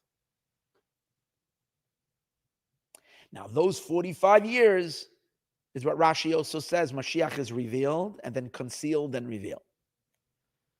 Thank God Mashiach was not concealed for that entire 45-year period, but based on that, comes out 1982 is when Moshiach, and by the way, you should know something really interesting. From 1981, 82 is when the Rebbe started storming the heavens with "We want Mashiach now." Chabad went gung-ho Mashiach. The Rebbe dropped everything for Mashiach, starting in 1980, 81, 82. It was that decade. It's like that's when the Rebbe went out like storming with the writing of the Sefer Torah and doing everything. Now, let's go to 1986. We're saying that the gathering of the exiles begins in 1986. What are we talking about? 40 years before the resurrection, which lands us at this year. So get ready for something awesome. You see, a lot of Jews returned to Israel in 1948, 1945. There's been since the in the 1700s, in the 18th century, there was already massive, big waves of Aliyah of Jews. The Hasidim went up. The Lithuanian Jews went up. Lots of Jews, the students of the Vilna Gaon went up to Israel. The students of the Baal Shem Tov went. The Baal Shem Tov himself wanted to go to Israel. The Alter Rebbe of Chabad wanted to go, but then was forced to stop and come back and take care of his flock in Russia. But many Jews were coming up. The Israel began to blossom again. And of course, throughout the 1800s and throughout the 1900s. Now, when the state of Israel was established, and many, many, many rabbis and people had the belief that the state of Israel is the beginning of the redemption. And that when we were given a promise, when the prophets, the religious Zionists, okay, the non-religious Zionists were not concerned about that. But the religious Zionists were of the opinion that the gathering of the exiles is being fulfilled in the 1940s and definitely 1948, and the mass aliyah of Jews to the state of Israel, to the land of Israel at that time, is all part of the gathering of the exiles. Now, I'm not going to get into a halachic debate with them. It's an opinion. They had the opinion. I'm telling you what the Rebbe's opinion was. The Lubavitcher Rebbe's opinion was that God forbid, that had nothing, that was not his chalta de Geula. It's not the beginning of the redemption. At all. The Rebbe was vehemently opposed by anybody saying that that's the beginning of the redemption. And the Rebbe was also opposed to say that that is kibbutz golias, the gathering of the exiles. That doesn't mean that that's not a preparation for kibbutz golias. That could be. But to call it kibbutz golias, the prophet, which is already messianic, no. Now, why was the Rebbe opposed to it? One of the reasons, I can't say it's the only reason, but definitely one of the reasons is because the Rebbe is of the opinion that the entire Mashiach process is driven by Mashiach. Mashiach himself, the person, drives the process, he's the one who affects kibbutz galuyos, the gathering of the exiles is affected and driven by Mashiach.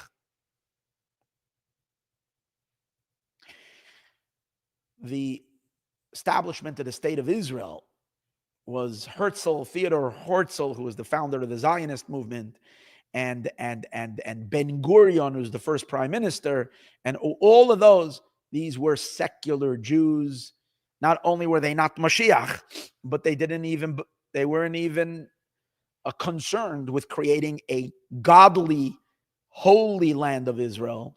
They were actually using the land of Israel as an alternative to Jewish observance. And that's the total opposite of what Mashiach is. Mashiach is Jewish people returning to God. And if we're returning to God, we're returning to care about his Torah and care about his mitzvot. So to give the Jewish people a certain nationalistic identity, and that should come in place of the Torah identity that has always been the identity of the Jewish people, that the Rebbe, and not just the Rebbe, but many great Jewish God-fearing people and great rabbis vehemently opposed. But the Rebbe was very, very strongly opposed to that. Read countless letters of the Rebbe saying, how can you even begin to say that? Comes out that whatever we saw the Jews gathering to Israel, all this period of time and establishing the state and many Jews living there, this is not part of the gathering of the exiles. It's not it's not inspired by wanting to be connected to God. And it wasn't driven by Mashiach himself. It wasn't triggered by Mashiach. But the Rebbe did say something in 1990, 1991, and 1992. In 1992, or 1990, or starting in 89, when the Iron Curtain came down, and the mass immigration of millions of Jews from Russia, about 1 million Jews left the previous Soviet Union and went up to Russia. The Rebbe identified that first in the earlier talks at that time. The Rebbe uses the term me'ein v'dugma. It's somewhat, and it's similar to the kibbutz galuyos, to the gathering of the exiles that's going to be through Mashiach. But as the Rebbe kept on talking, the Rebbe was like revealing more and more. And I have to show you something stunning. The last talk the Rebbe gave, literally, Parshas Vayakel. 2 days later, the Rebbe had a stroke. The last time the Rebbe spoke to us on Shabbos Parshas Vayakel, 1992, the Rebbe referred to the mass aliyah. He doesn't mention Russia, but he says, we see now more Jews going up to the land of Israel than ever before. This is the beginning of Kibbutz Galios. This is the beginning of the gathering of the exiles. So here the Rebbe did call it the gathering of the exiles. Why? Because that Aliyah was not affected by the secular Zionists. They're not the ones who made it happen. The state of Israel did not cause it to happen. There was one person responsible for the entire toppling of the Soviet regime. His name was the Lubavitcher Rebbe. And the Russians knew it. Enemy of the state, number one in USSR was the Lubavitcher Rebbe. First the 6th Rebbe and then the 7th Rebbe. The previous Lubavitcher Rebbe, Rebbe Yosef Yitzchak Schneerson, and then his successor, our Rebbe, the Lubavitcher Rebbe, from 1917. 1917 was still the 5th Rebbe, Reb Shalom Dov Ber. But these 3 Chabad Rabbeim, they were the ones who led the campaign to not only keep Judaism alive and to keep Jews thriving against a ruthless, monstrous, murderous regime that took all of its efforts to try to snuff out and wipe out and uproot and eradicate the minute trace of Judaism and connection to God, trying to replace it with atheism. When the rest of the Jewish rabbinate and everybody, people, they left, they ran, they couldn't handle it. Only Lubavitch stayed. I mean, there were many others that stayed and kept it, but it was, everybody knows. It was Chabad that fought and fought. And throughout all the years from when the Rebbe became Rebbe, the Rebbe had emissaries, secret spies. The Rebbe was in contact with the Jews of Russia all the time. And the Rebbe pulled strings from all directions, spiritually and physically. I just read a biography of a certain person who went to Russia, I think in 1960, and he went in the name of, I forgot what it was, of why he was allowed to go. And he went across the entire Soviet Union. When he came back, the Rebbe kept him in a private audience, I think, if I remember correctly, close to 6 hours. And the Rebbe debriefed him on every single place he went. The Rebbe literally was like going through with him literally the map of all of Russia, as if the Rebbe was literally looking at a map. He wasn't looking at a map, but the Rebbe was like literally following through as if he was familiar with every street and every road in the USSR, finding out exactly what happened in this town, what happened in this town. Did you meet him? What did you say to this person? What did he say to you? 6 hours the Rebbe debriefed him. That's only one. There's hundreds of people that the Rebbe was busy with, driving and keeping in contact, strengthening the Jews, giving them their ammunition. If not for the Rebbe, there wouldn't be a trace of Russian Jewry, of the Rebbe and the previous Rebbe. There is no question about that. So much so that the previous Lubavitcher Rebbe was arrested in 1927, and the Russians almost killed him. Miraculously, he would survive. But our Rebbe, do you know that in 770 there were spies, Russian spies that would come to, the Rebbe mentioned it. I just heard a personal story where the Rebbe said to someone that he did not allow, there was a certain Sefer Torah, a book, a Torah scroll that was smuggled out of Russia. I just heard this story this Shabbos. It was smuggled out of Russia. They say it was the Mezritcha Magid's, the Magid of Mezritch, the second Rebbe's Sefer Torah. A woman, someone in my shul's grandmother, wrapped the Torah around her body so she could smuggle it out of Russia. A crazy story. When she brought it to the Rebbe and gave the Torah to the Rebbe didn't allow anything to, they wanted to write on it, who sent it, and the Rebbe didn't allow, and the Rebbe said, there are spies here. The Rebbe knew that they're eavesdropping, they're listening to him. It was crazy, the Rebbe's war for Russian Jewry. Now, there's no question that the Lubavitcher Rebbe is the one who toppled the USSR. Of course, God did it. But spiritually, the Rebbe did it. And let me tell you a little secret. How this went down. Listen to this crazy thing. Brezhnev, the Russian had these all their leaders, starting with Lenin, and then I forgot there was a guy in between Lenin and Stalin, and then was Stalin, and then there was forgot the guy's name. A couple of these. All right. So Brezhnev was from the 1960s all the way to 1982, 20 years. Stalin was 29 years. Brezhnev was 20, was like I think 20 years. Then suddenly there were a few Russian elected officials, who became prime ministers and died very quickly. So Brezhnev died in 1982. Andropov took over in 1982 and was, I think, in office for a year and 90 days, something like that. And he died in 1984.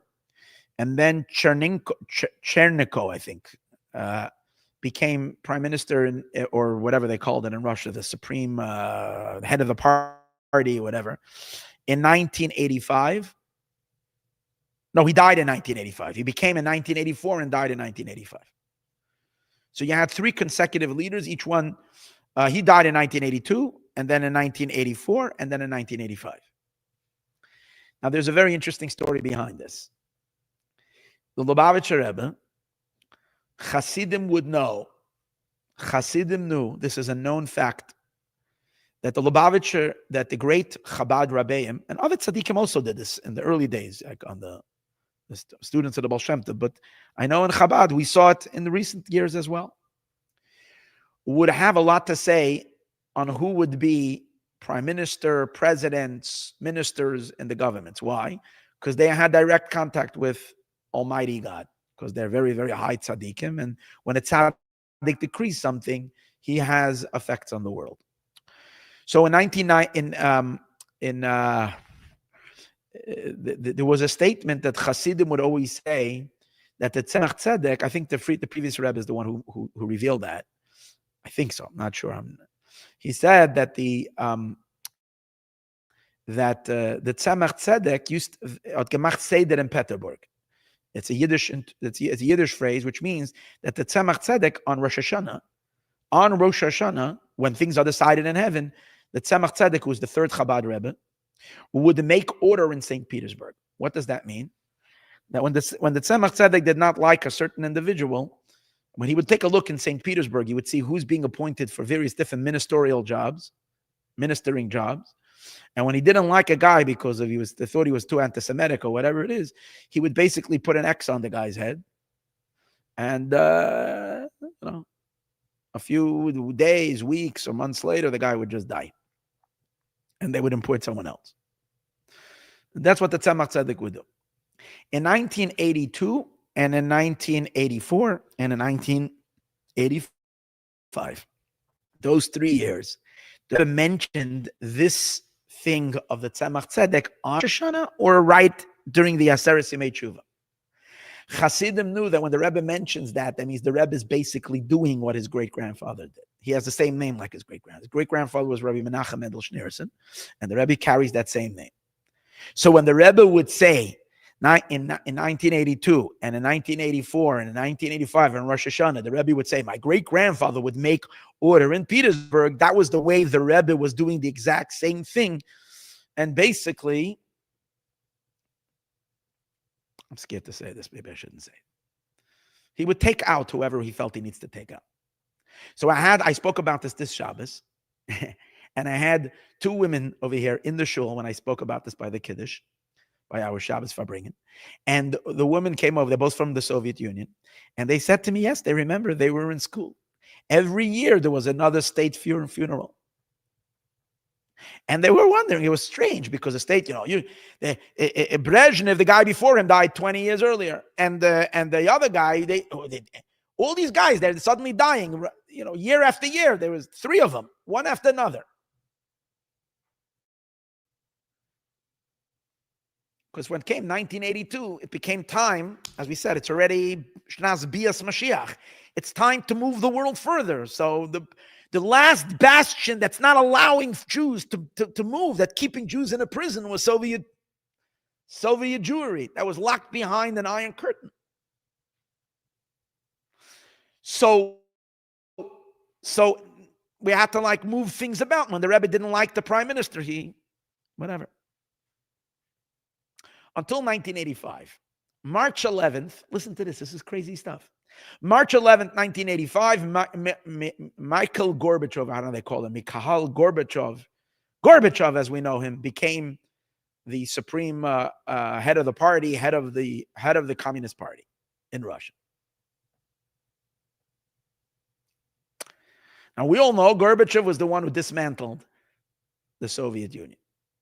Ooh, so the Rebbe clearly waited till his man was in office. How do we know that? A month later, after Gorbachev, March 11th, Gorbachev becomes president, or whatever they call it, and in April of that year. Okay, now that's the thing. This is a half a year before 1986, or before the year Tafshin Mem Vav, before the 40-year period that we're talking about now. It's during that time that the Rebbe, there was a great Russian refusnik. His name was Professor Yirmiyahu Bronover.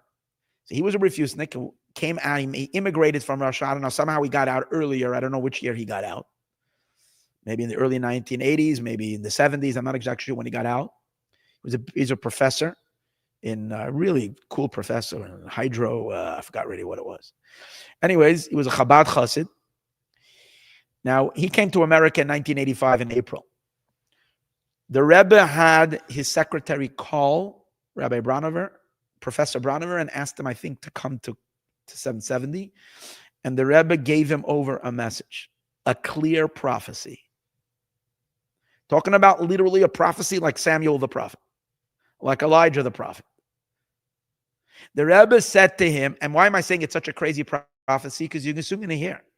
The Rebbe said to him, please contact your friends who are still behind the Iron Curtain and let them know that good days are coming. They're coming out very soon. Doors of Russia, of the Soviet Union, the curtain is going to break open. The Iron Curtain is going to break open, and millions of Jews are going to come out, and everybody will be able to leave. The Jews and the friends, he contacted one or two, whoever he contacted, this is his witness saying this. He says they were in utter shock and disbelief. It was impossible for them even to conceive it. And one of them even said to Professor Bronover, you should know that when we're talking right now on the phone, they're bugging us and they're listening to what you're saying. In other words, it was still so, what we call the Russian, the doors of Russia, and the control of the Communist Party was still in such force. There was no sign of any weakening. But the Rebbe said that it's going to change. Gorbachev was a reformist from the very beginning, campaigning or promising or some reform. So you would argue the Rebbe knew, because the Rebbe knew his politics. In 1992, after Gorbachev was not in office anymore, whoever took over, Yeltsin or whatever, Gorbachev came to Israel. And he was in a meeting with Professor Bronover. He met with Professor Bronover. Obviously, he now dismantled the Iron Curtain, allowed the Jews out. So one of the refusniks and someone who was so a major figure in resettling the Jewish people in Israel and so on and so forth, he met with him. Professor Bronover told him that in 1985, as a month after he became president, the Rebbe already told him then that that the doors of Russia are going to open soon. Gorbachev almost fell out of his chair. Gorbachev said, how in the world did the Rebbe know that? I did not know that. This was not my plan. I didn't have at all a plan. My modernizations had nothing to do with the Jews, and I wasn't planning at all to do this. What happened that I changed, whatever else happened later. But not at that time. How did the Rebbe knows this? Gorbachev could not believe that the Rebbe knew what he would do before he even thought of doing it.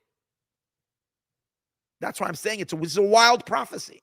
It's not like this. One thing prophecy is that you have a certain energy, a certain sense, you can feel what other people are saying quietly, you're eavesdropping. That's one level. Here it wasn't yet in the stratosphere. Gorbachev didn't plan it on it at all. More than that, the Rebbe had a very, very different way of dealing with. So why am I saying this? What I'm saying is that the Rebbe was very instrumental on getting Gorbachev onto the chair, into the position of power. And then the Rebbe was very instrumental in rewiring Gorbachev's brain. Understand? That's why it's clear that the Rebbe had one guy, he didn't like the guy. He said, I can't work with him. Let's get someone else on. A year later, the other guy's off. Boom, he assassinated. Oops, I didn't want to say that. I want to get into trouble. But took him out. Spiritual assassination. Not physical, spiritual. And then a third one. Until he had his man. And then even before the guy knew it, the Rebbe knew already that he was going out. How? Because he has divine communication. Now, here's an amazing thing. You know that, and then later, the whole Soviet Union collapsed. Also, and the Rebbe pointed this was miraculous. This is messianic. Why? Because it wasn't through bloodshed. It was a revolution without bloodshed. Amazing. That's only Mashiach. And the Rebbe said that is already Mashiach's action in this world. The Rebbe identified. Comes out that who opened up the Iron Curtain in 1990, 1989 to let the Jewish people, it was the Rebbe, which to me is without a question that this is Mashiach's work. So now let's take a breath a second here. Comes out according to this, again, we have to now work our way backwards. Comes out according to the second opinion of the Zohar. We started this class. The time of the resurrection is 40 years after the gathering of the exiles. Right? The gathering of the exiles is going to be 40 years before the resurrection. The time of the resurrection, we said, is according to the later opinion, is 210 years. 210 years lands us to which year? 210 years before the year 6000 lands us in the year 2030. So let's reverse 40 years, 1990. When did the mass exodus of Jews come out of Russia happen? In 1989, 1990. 1 million Jews went up in 1990, 1991 through, I think, till 1992, 1993. Left Russia. So that fits very perfect. 40 years before that will be the gathering of the exiles. It doesn't mean the complete gathering of the exiles. It means the first batch of the gathering. As we said earlier, the main gathering of the exiles is going to happen after the temple is standing. But this is a prelude. This is already the beginning. This is Mashiach beginning already his actions in this world before the final redemption and complete redemption. Oh, but hold on, we have the other opinion, Rabbi Yitzchak, and that's the exciting opinion, that it's this year. It's not 2010 years, it's 2014 years before. If it's 2014 years, it brings us to 1986. That's exactly when Gorbachev was in power. So even though technically it didn't happen, in 1986, by the way, only 900 Jews were left Russia. In 1987, 8,011 Jews. I like those numbers. 8,000. In 1987, already it started breaking.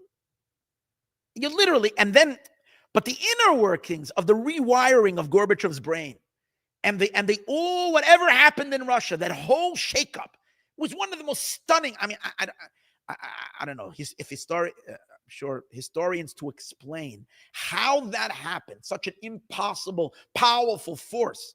You see how North Korea is so hard to break out of. The Soviet Union. And how suddenly, just in 2-3 years, boom, was it Reagan who tear down the wall? What was it? It's clearly the hand of God. Driven by Mashiach. That's the beginning of the resurrection. Guys, this is crazy. And it fits exactly with the years we're talking about. So first the 90, and wait. And what does the Zohar say? That during those 40 years is going to be a time of suffering and wars against the Jewish people. I ask you, when did the entire Intifada start? Go. The Intifadas, the whole Palestinian cause, it all started in the early 1990s. That you have first, because when the Oslo Accords were made.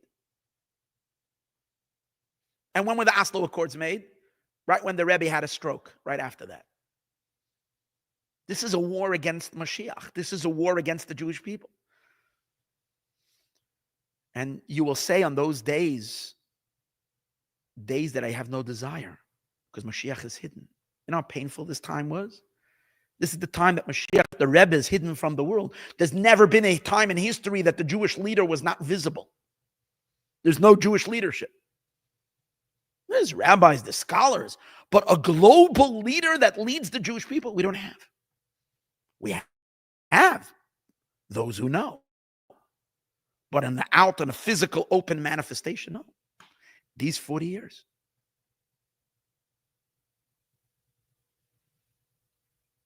And it lands.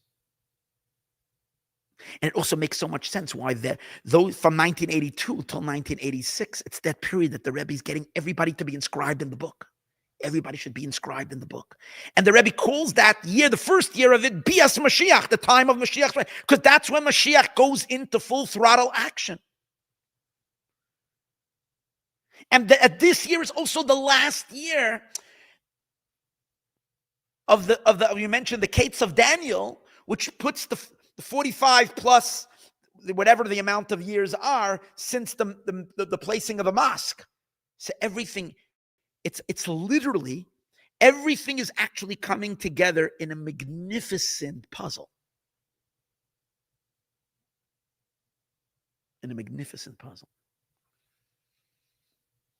And we arrive right now to the time of what? Of the resurrection after the 40 years. And what I'm saying, according to my thesis over here, this is the first resurrection, which is going to include Mashiach himself.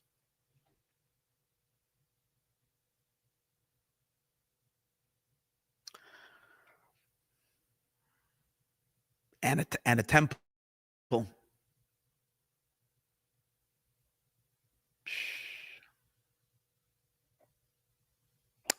So, someone in New York sent to me.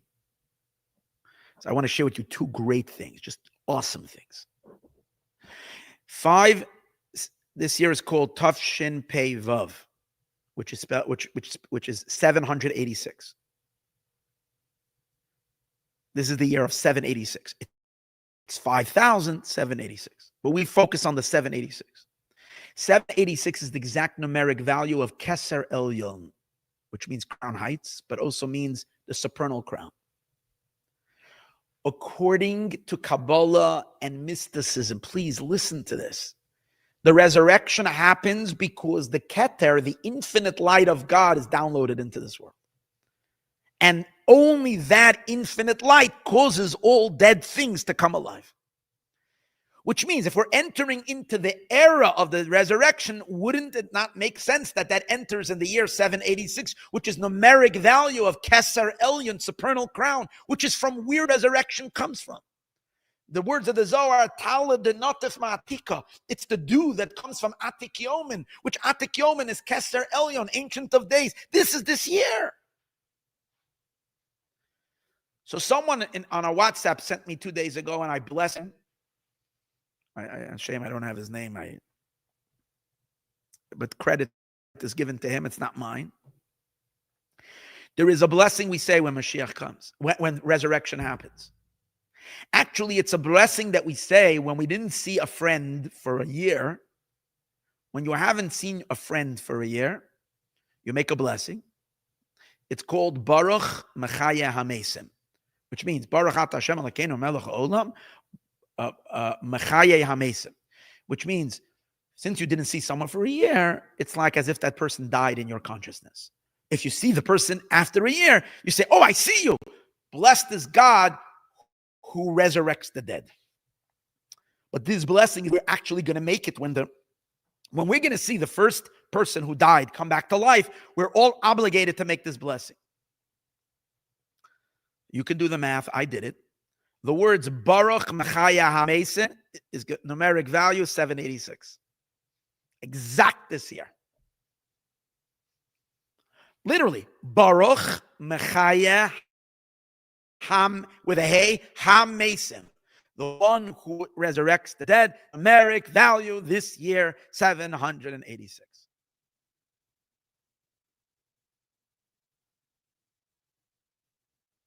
So based on all this, it should not be a shock why on Rosh Hashanah, the beginning of this powerful year, we're standing at this moment, why the nations are in panic mode, why out of all days they all get together in the UN and suddenly out of nowhere they all have this unbelievable urge that they can't control themselves. They must, France and England and Australia and Canada and Belgium and Luxembourg and I don't know who else, whatever, a bunch of other losers, get up there and declare they recognize a Palestinian state that doesn't exist. There's no Palestinian. What are you recognizing? It doesn't exist. No, they have to get it out of their system. They have to declare their allegiance to a Palestinian state. Why? Because they all know that game is over. And they're trying frantically to stop it. They're trying to stop the redemption. But as I told you in the beginning, God has been laughing already a long time at this attempt. So I think something happened that's really, really telling, and it is really, really crazy. President Trump came to the UN. On Rosh Hashanah, he gave his speech on Rosh Hashanah. Okay, we all know that in front of Trump, everybody's a nobody. Whoever wants to pretend that this guy's power, there's only one guy today power, one guy playing, him and Putin maybe. And Trump is the player now. Okay, and they all listen to him. They're scared of him, not because they like him. They don't like him, but he's earned respect. And everybody knows you don't want to mess with Trump. Fine. When he comes to the UN and gives a speech, everybody's listening. The world is listening. He came to the UN on Rosh Hashanah. Now, I want to say something about Rosh Hashanah. Rosh Hashanah is a day. It's called the brain of the year, the head of the year. It's not just the beginning of the year, it's the head of the year. And therefore, on Rosh Hashanah, we know that every small little thing that happens in Rosh Hashanah is symbolic. Carries with it symbolism for the entire year. That's why we conduct ourselves in Rosh Hashanah and many things that we do what's called simanim. We do various different signs, and these signs have like great spiritual meaning. They indicate something. Simana milsahi, a siman on Rosh Hashanah.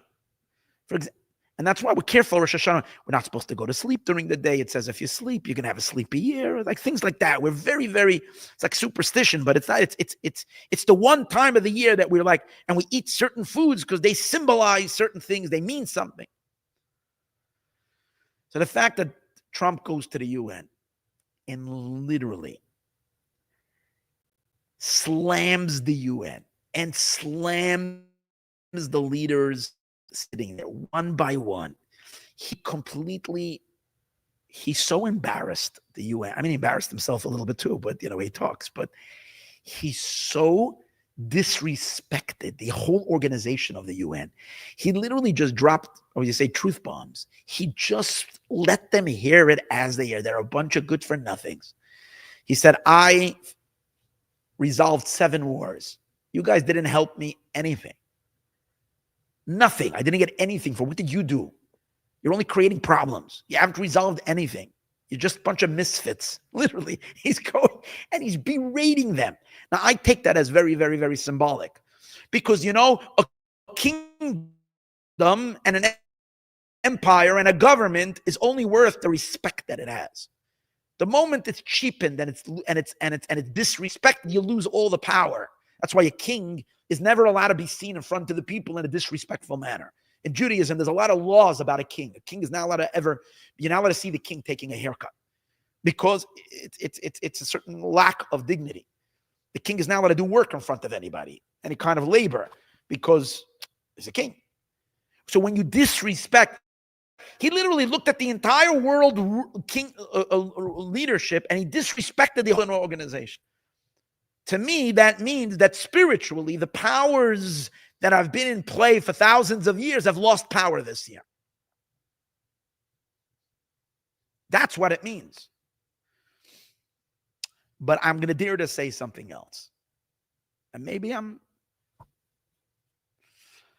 not happy with Trump's behavior the last couple of days. He's trying to make peace. He's trying to make peace. Peace is a very, very important ideal, but you're not going to make peace now and cause bloodshed tomorrow. The world has to stop playing games and pretending. You're never going to fix the Middle East by fake bandages. You're not going to do it unless you're going to fully acknowledge the truth and lay the truth bare to its bones. Unless you're going to do that, you're not fixing anything. You have to stay, because you're only going to kick the barrel down, and tomorrow you can't make deals with people who don't want your existence to happen. There's no deals with no terrorist organization. You don't make a deal with Hamas. You obliterate them completely. And the PLO, which is another face of the same Hamas, just a more, sophisticated side, is also a terrorist organization. You just don't talk to them. The whole notion of exchanging hostages for murderers and one hostage to be released for 1,000 murderers or a few hundred murderers have life sentence for murdering and killing people. What kind of insanity is that?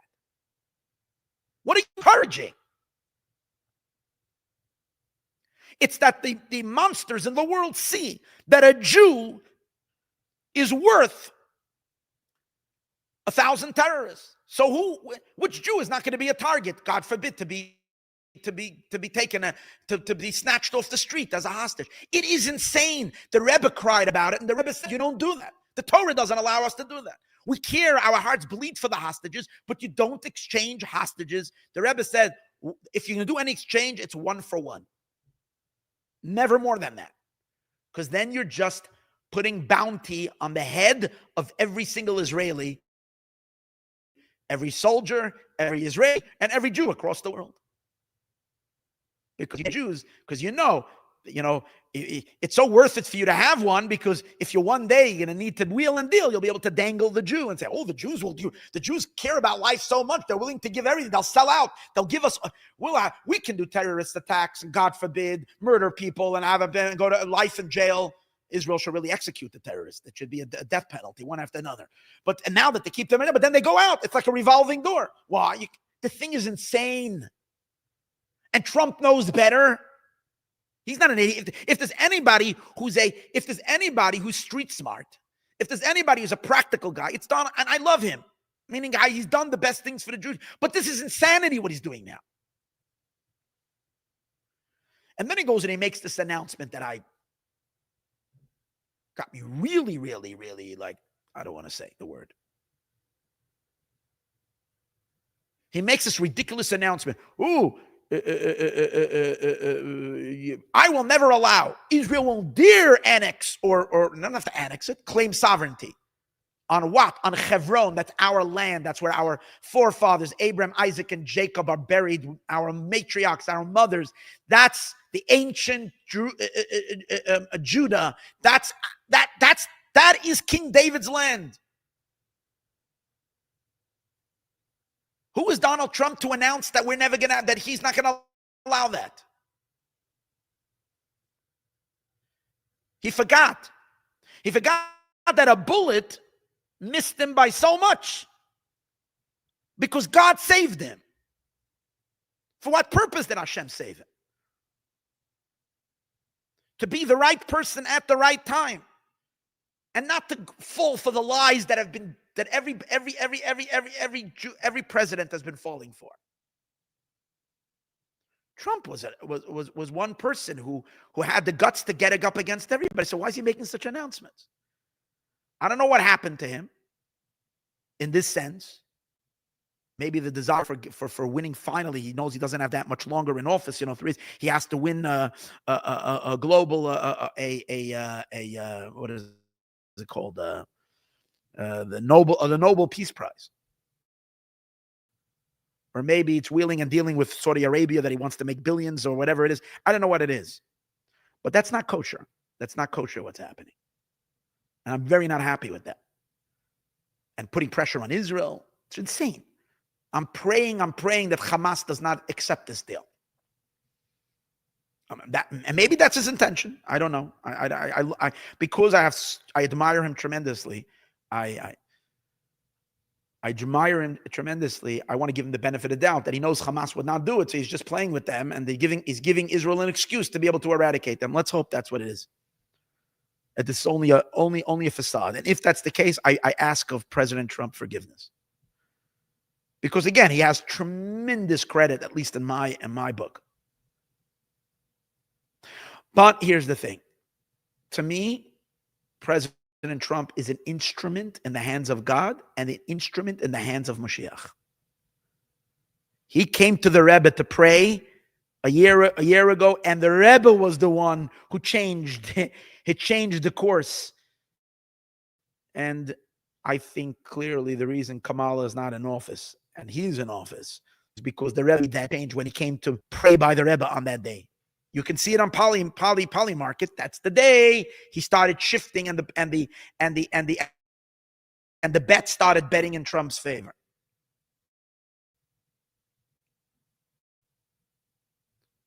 So he should not forget that he's been given a task, and the Qatari money, and the Saudi Arabian money, or the Nobel Peace Prize, or anything else should not be the consideration when we're dealing with blood. You realize it's not just Jewish blood, it's Palestinian blood as well. Because if you keep this cycle of violence going, everybody dies. But you can't resolve something that goes back thousands of years, something of biblical history with false narratives, with false solutions. It doesn't work. So his peace plan is 21 peace plan. It's garbage. Israel must finish the job and eradicate Hamas and completely clean out Gaza. Take Gaza over because it's Jewish land. Take over the whole place. How, what, and when? Yes, I know I have a messianic vision. So if you don't have a messianic vision and you're coming just from a secular standpoint, it's a big problem. But I'm coming from Torah's perspective. Now is the time. This is what needs to happen. So I think a big sign happened. This is my own thing. I don't know if this is... I think Trump coming to the UN on Rosh Hashanah with his wonderful wife, First Lady Melania, stepping onto the escalator, and the escalator suddenly stopping right when he's on the escalator, which was a big embarrassment to the president, was not, and I don't know if heads were flying in the UN. I don't know if someone decided to play a prank on the president on purpose. I would doubt that someone would be so crazy to mess with him. I don't know, but maybe someone tried. I have a feeling that it was an angel from above that disconnected that escalator. Why? Because the time of President Trump's rulership and kingship has also come to a conclusion. What do I mean? I mean, he can work out his term. I'm not, God forbid, I wish him only the best. And what I mean to say is that once it comes the time for Mashiach to reveal himself, then it's Mashiach's kingdom. It's really no more this guy and no more that guy. Again, I love President and I wish him the best. And he should be the one that Mashiach should honor and respect and give him a big fan. I'm sure he will get a medal. But the time of power, I think, has now expired, even for Trump. The fact that Rosh Hashanah, his elevator means going up, has stopped. And not only that, his teleprompter. When he got up and teleprompter is, it's basically his ability to communicate with the teleprompter, also went down. And a whole power of a king is his speech, is his words. The fact that both those things flopped on him in the UN, which means publicly in front of the entire world. That's the deal. It's not just, if in the White House, it's in front of America, but here it's in front of the world. It's in the World Organization. He dismantled every kingdom by making fun of them all. And by the way, one of the things he said, which was like the funniest thing, he said, I concluded, I resolved 7 wars. What did I? And you didn't even help me. You didn't help me. You didn't help me anything. What did you give me? You said you gave me a broken elevator and a broken teleprompter. That was so funny. But I think the fact that it broke on him is very, very telling. What it's telling is the kingdom of Esau has come to an end. Of Esau has come to an end. And the kingdom of Yaakov veered me Yaakov. And the rulership, the Melech HaMashiach, the king of Yaakov, the time of his leadership and kingship has arrived. That's good news. Now I just need that God should agree to everything I said. And we should see it happen. I did my best to present the case for redemption this year, for redemption now. I think there's a lot of evidence here for good. May we see big miracles. May we see big things. May Mashiach stand up already. Take a set of exile. There is a woman who reached out to me when she heard me begin talking about this last 2 weeks. 2 weeks ago it was when I mentioned the first time that this year might be the year of the resurrection, and she said, very interesting. I mean, this is just it's a private story with a private person. So, but she told me that she discovered this idea already close to a year and a half ago about this year, and she got very excited about it. And it was at the same time that she works in the office, I think, of one of the Rebbe's secretaries, and she secured for herself a dime. The Rebbe used to give coins for children, so some of those coins were saved. So she secured for herself one of those dimes, and she made for herself a necklace. At the same time, when she was getting excited about this thing, she had a dream. Literally, at the time when she got her necklace, maybe it was the first day she had her necklace, she had a dream, and in her dream, the Rebbe came to her in a dream, and the Rebbe told her to publicize this idea that the time of resurrection is 5786. It's an element of dreams. So dreams have to always be taken with a grain of salt. It's a private person's dream. I can't vouch for thing and whatever, but I just found that was interesting that she told me that. So I'm sharing with it. Usually we say a Rebbe coming to a dream is not fake. It's real. It's not fake news. There's a lot of Hasidic backing to that idea. But I'm just sharing this. So I'm excited. I'm pumped up. But more of this, it's not so much, and I want to say, how do we live with this? What does this mean to me and you? Number one, no more depression, no more sadness, no more thing. First of all, we're over the 40 dark years. We're coming into a whole new era. And also, it's come to life. This means that we should be b'simcha. I know I was yelling before and getting a little upset because I get passionate about it. But really, the real attitude now has to be tremendous joy and tremendous happiness and tremendous love and tremendous goodness. And, Trump has a few days to do tshuva till Yom Kippur for what he said. I'm sure he will rectify it. He's a good guy. He's a good guy, and he's done for the Jewish people amazing things. And everybody needs to know their job. And according to the Torah, one of the jobs of the last leader of Esav is to bring the treasures to Mashiach so that Mashiach can build a temple and only good things. May we merit the full and complete redemption, and may it be right now. Thank you.